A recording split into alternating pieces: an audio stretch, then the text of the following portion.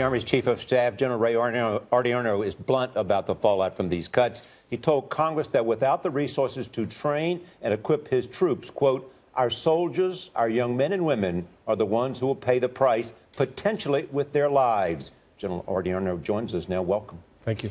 What do you mean, will pay with their lives? Well, because of these cuts. What's happening is we have this, it's several things happening this year, and right now the Army has an $18 billion shortfall in its what we call operation and maintenance accounts, which helps us conduct training, which helps us pay civilian personnel.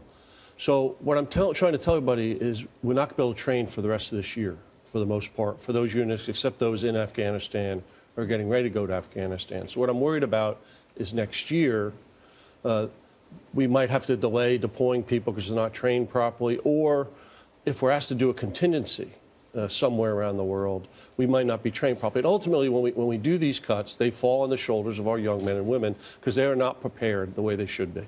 But who determines the cuts that you have to make?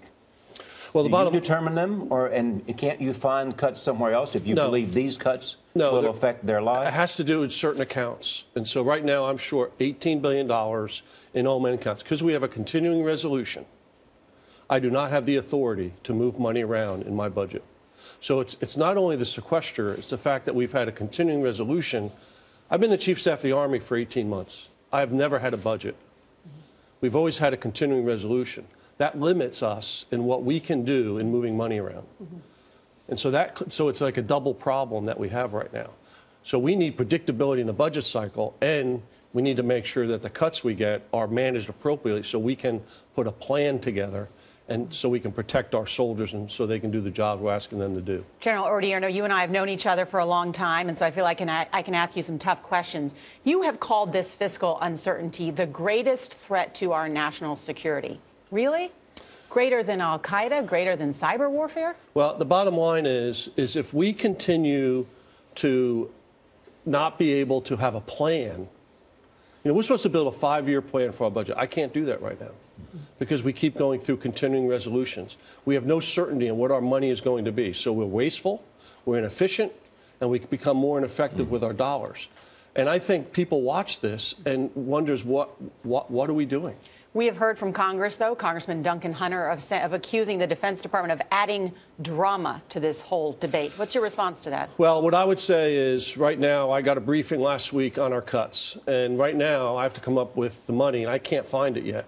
And I haven't found it all yet. And right now we're furloughing 251,000 civilians. We're laying off about 8,000 people. I can't train 80% of my units.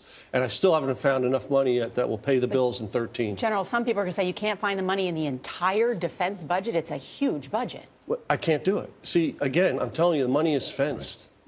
And the continuing resolution does not allow us to move money around. Well, and sequester, by the way, is directed cuts. We have no say in where those cuts come in fiscal year 2013. They are directed. They are every line item within your budget. Will the Pentagon be different under Chuck Hagel? I don't know. I mean, I think I have a lot of, we're going to meet with Secretary Hagel this afternoon. I look forward to that. He had a chance to talk to us earlier in the week. He's very excited about being in the job, and I look forward to working with him.